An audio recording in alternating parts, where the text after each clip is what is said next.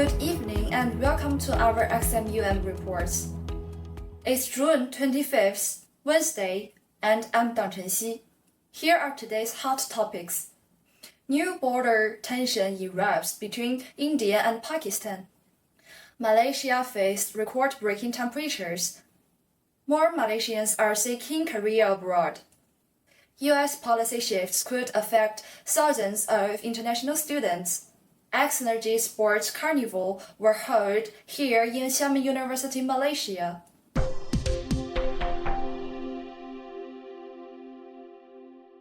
Tensions have once again erupted along the Indian-Pakistan border, drawing international concern and regional unrest. What triggered the latest clash, and how are ordinary citizens coping with the aftermath? We now go live to our field correspondent, Yu Ting. Thank you. In the spring of 2025, India and Pakistan once again found themselves on the brink. In today's special report, we trace the root of this conflict from official statement to personal stories.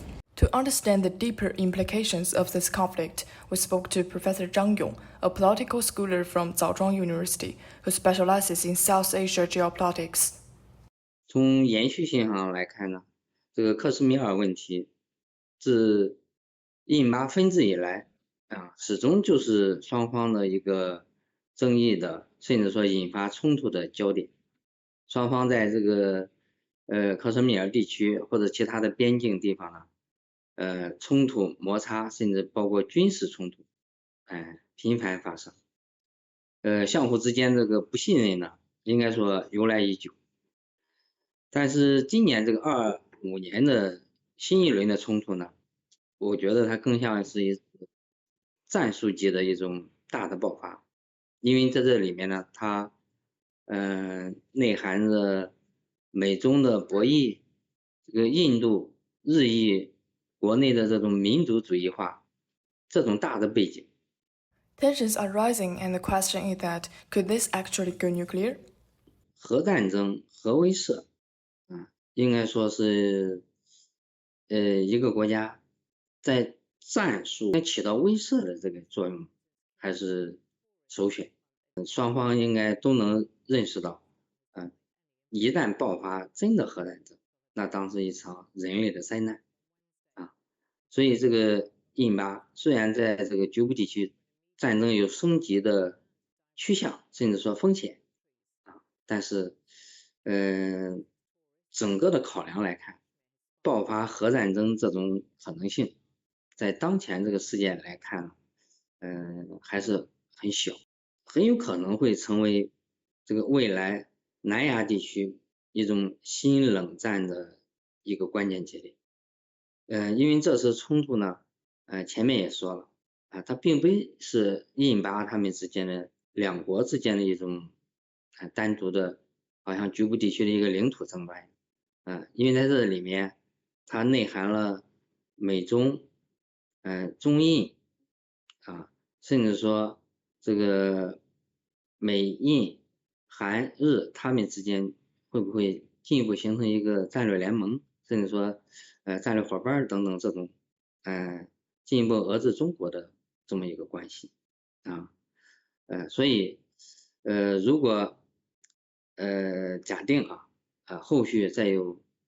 第三方其他一些你比方说这个俄罗斯啦或者是中亚地区的其他一些国家啦如果再介入的，那么很有可能就会带来这个南亚地区的一个刚才说的那个什么安全重新架构了这个地区这个各种力量在这儿博弈，会不会引发其他一些战争啦恐怖势力的这个滋生啦或者其他一些危险因素吧。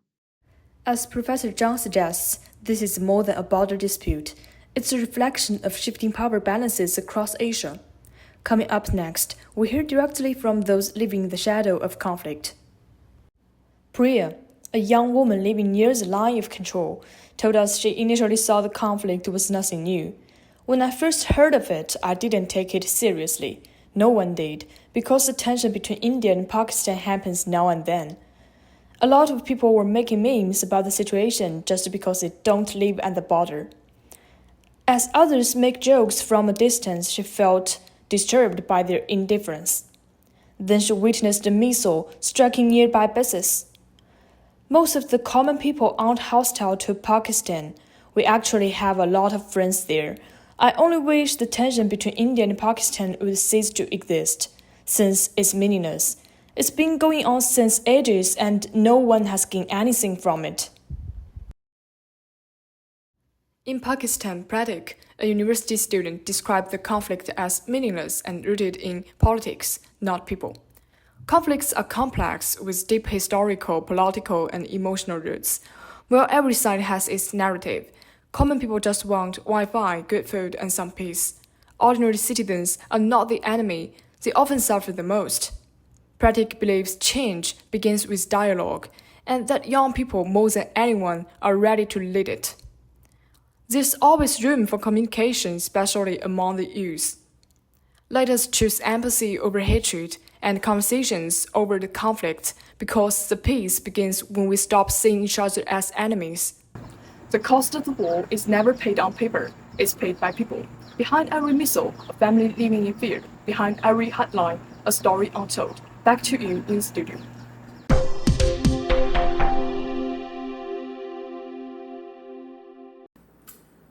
Temperature across Malaysia have continued to rise in recent days, with daytime index exceeding 40 degrees Celsius in some areas. The extreme heat have significantly affected students' daily learning and routines. Let's speak with our field reporter 张子明月 for more information. 明月. This is Xiamen University Malaysia campus. The current temperature has approached 34 degrees Celsius, with the meteorological bureau continuously issuing a level 1 heat wave alert. The campus has not been spared from the extreme hot weather. Many students are facing challenges brought by the heat wave in their study and daily lives. According to the Malaysian Meteorological Department, several areas in Kedah, Perak, and Kelantan have experienced temperature exceeding 35 degrees Celsius for 3 consecutive days and have been classified under level 1 heat wave alert.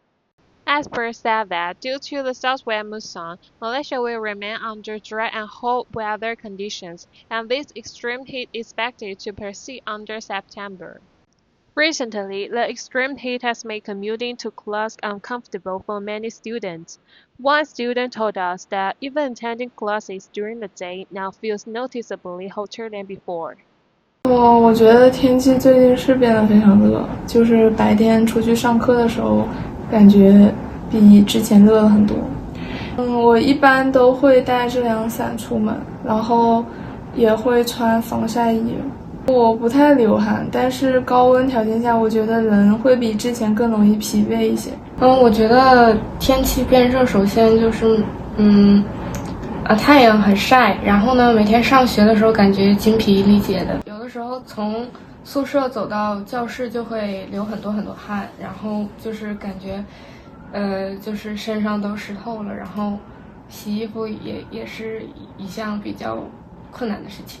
As the high temperature persists, student life on campus has also been affected. Some students said that they sweat heavily just working from dormitory to class, or even doing laundry becomes more difficult.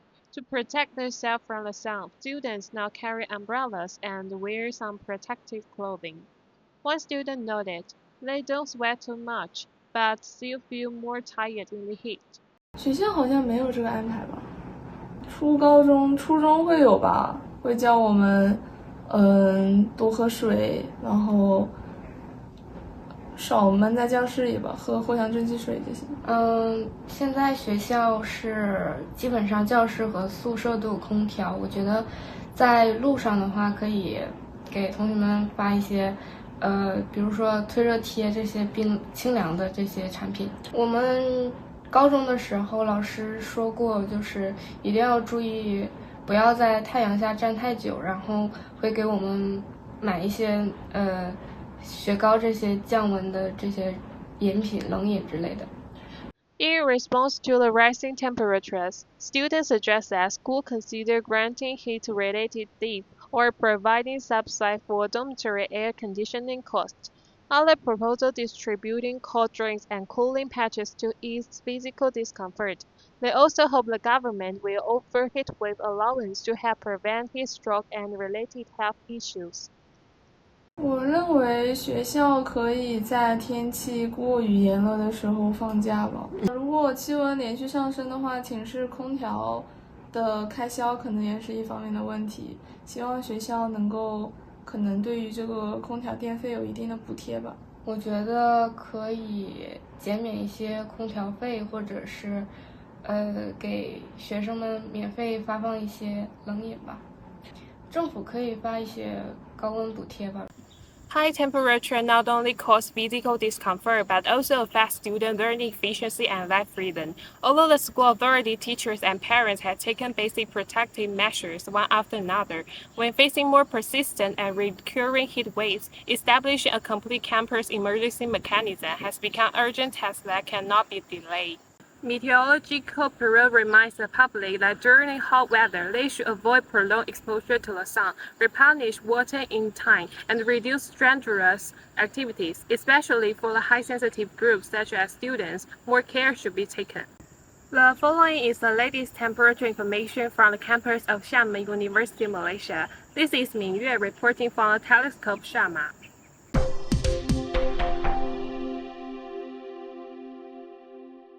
In the past 5 decades, about 1.86 million Malaysians have left their country, with large number of them heading to Singapore. Malaysia has long faced brain drain and urgently needs to formulate new policies to retain talent. In this special episode, we speak with our field reporter Ran Jie, who interviewed students to explore how they view the brain drain phenomenon in Malaysia.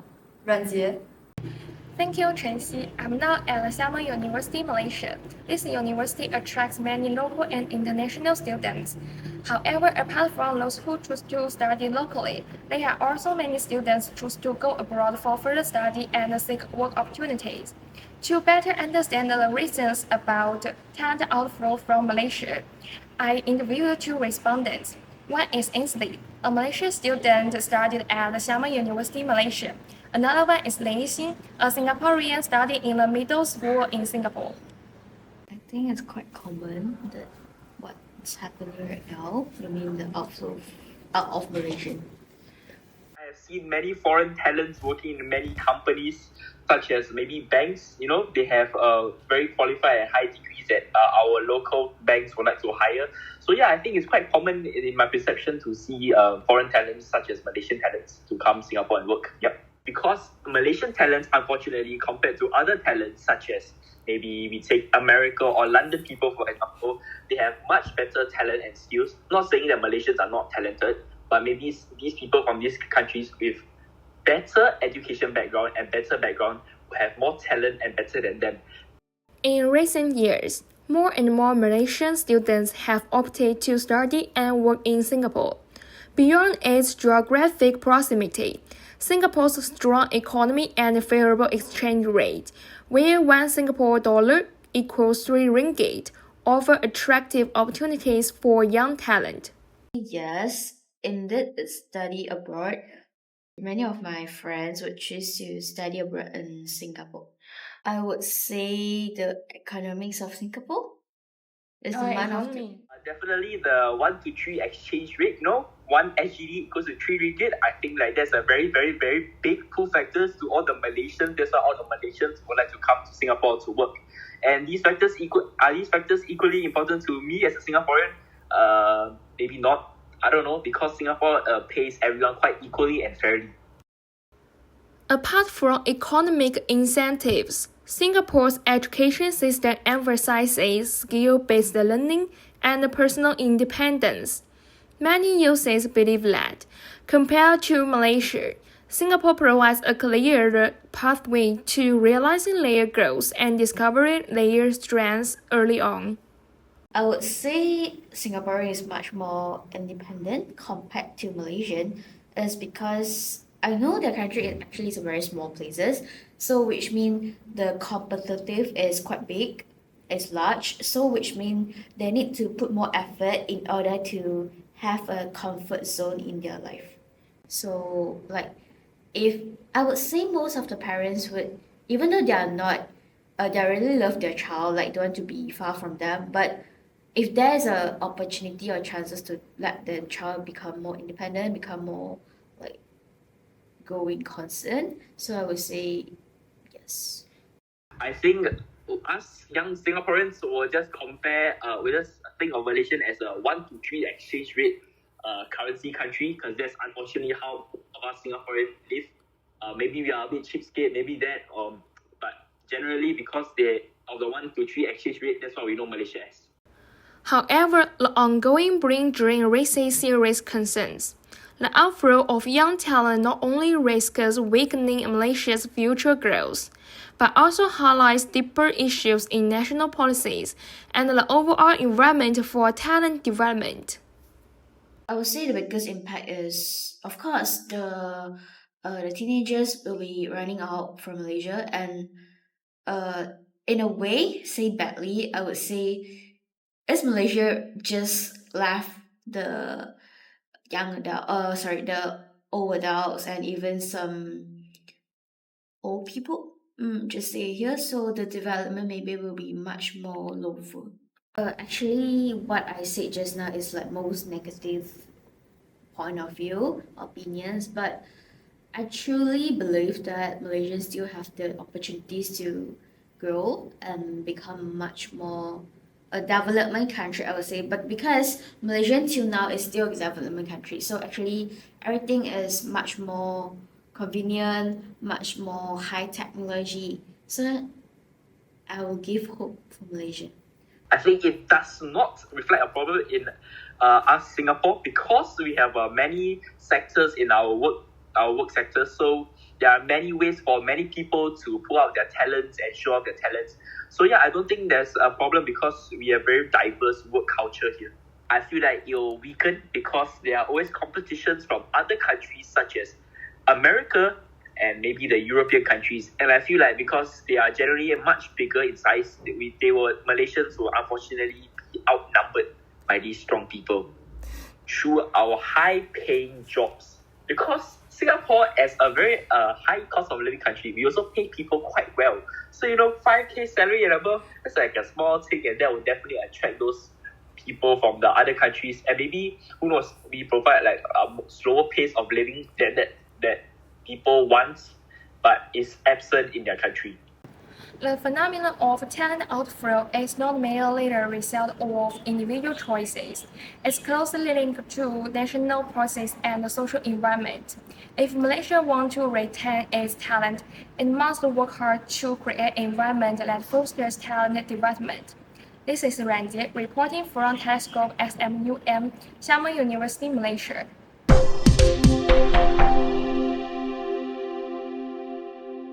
Let's take a quick break. We will continue right after these messages. Welcome to McDonald's. May I take your order? Hi, can I get a... Okay, get into McDonald's. Ooh, can I get a... Yeah, can I get a... Go, Bubba, go! Pick me! No, pick me! Hey, can I get a... 10-piece chicken McNuggets. And what sauce would you like with that?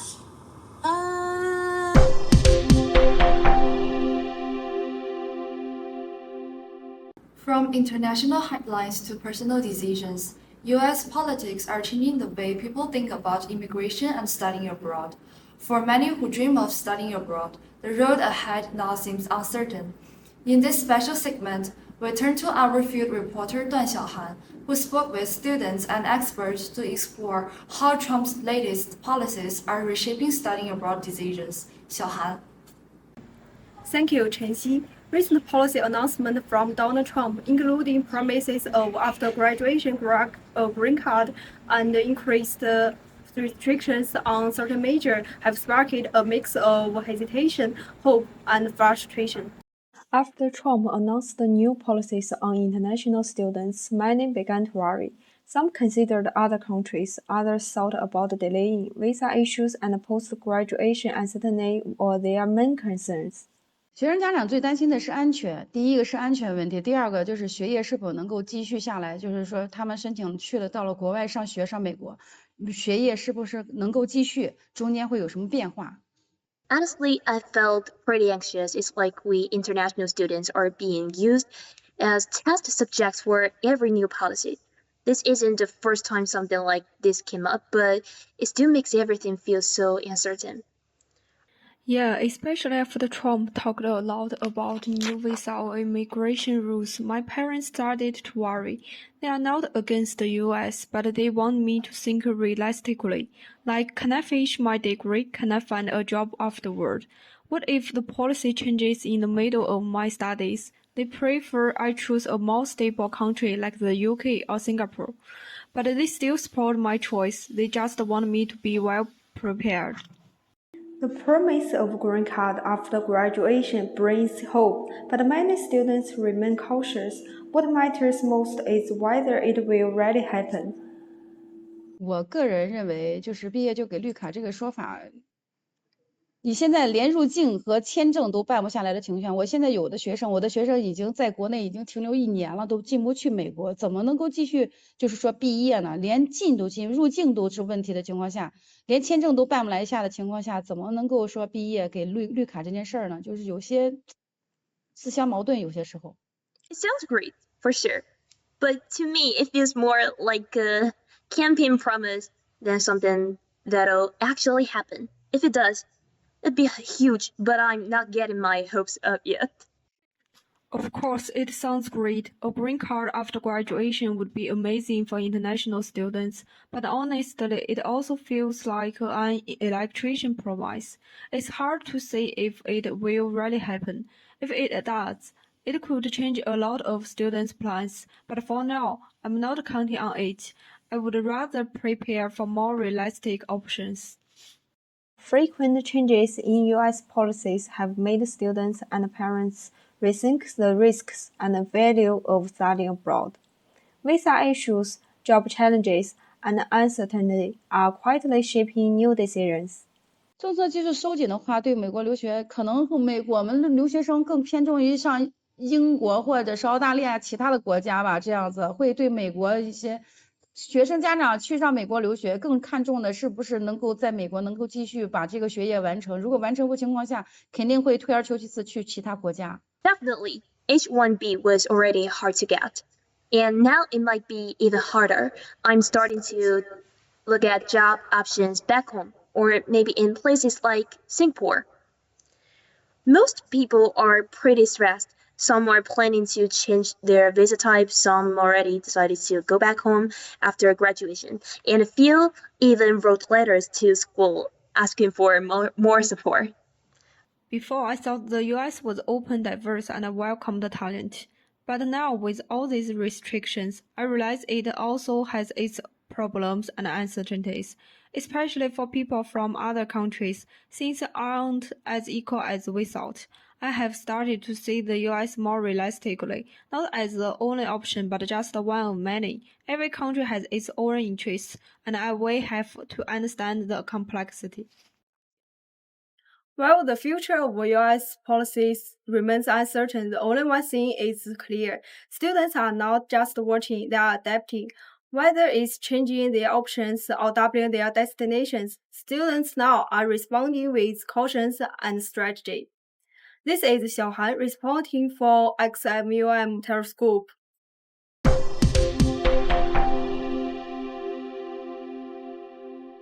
Thank you for staying with us. From global headlines to campus highlights, while the world watches political shifts unfold, right here at some University Malaysia, students are making their own waves, not in politics, but in sports. The X-Energy Sport Carnival 2025 is now in full swing, bringing together students from all faculties for a month of excitement, teamwork, and unforgettable memories. Let's head over to our field reporter Li Xingrui, who is on the ground with more about the spirit behind this event and a special interview with the lead organizer, Xingrui.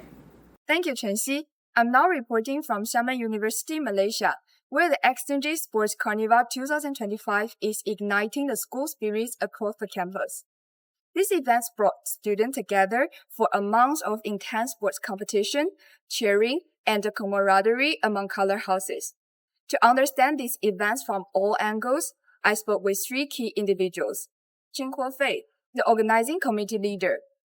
Liu Weiyi, one of the student participants, and the Mr. Ku, the event advisor. Each perspective paints a broader picture of how this event unfolds and how it shapes our campus culture. Let's take a look of what they said. Behind every major event lies a clear vision, and the Externji Sports Carnival was no exception. So, what drove the team to bring this initiative to life? From this platform that we can get a potential athlete to representing SMEM in a varsity competition.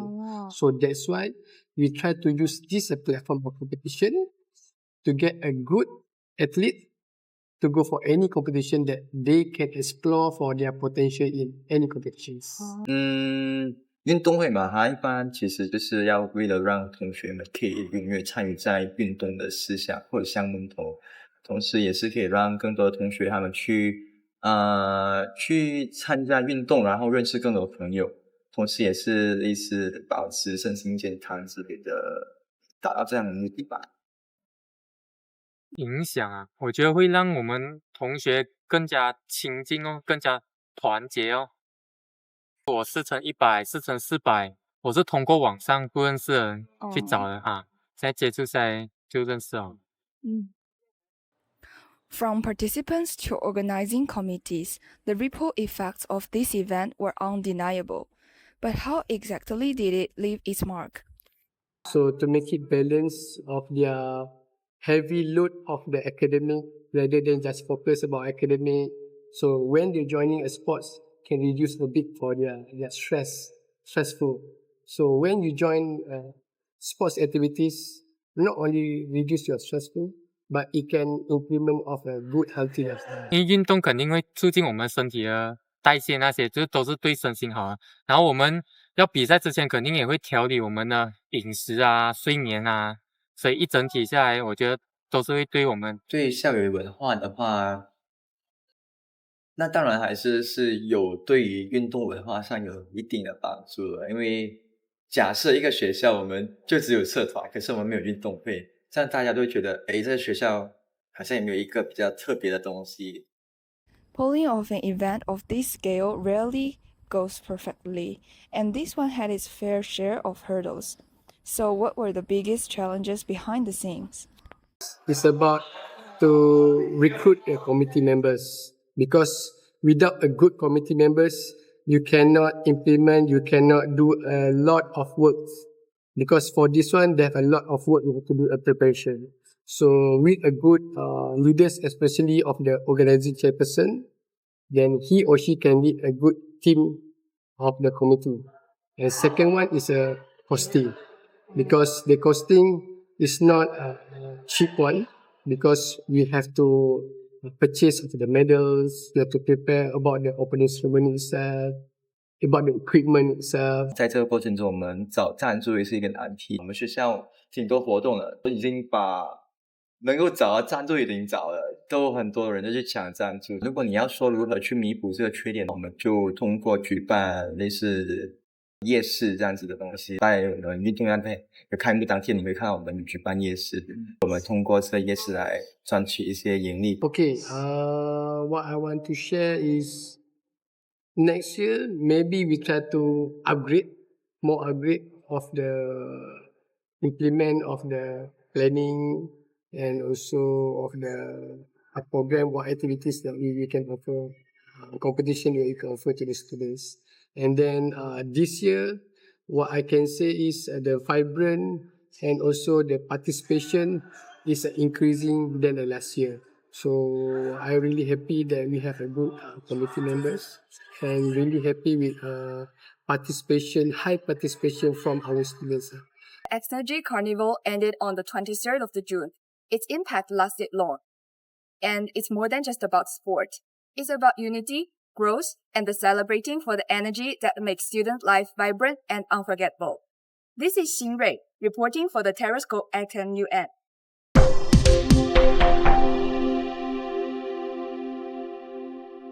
That wraps up all our news coverage for tonight. Thank you for staying with us. We will see you tomorrow.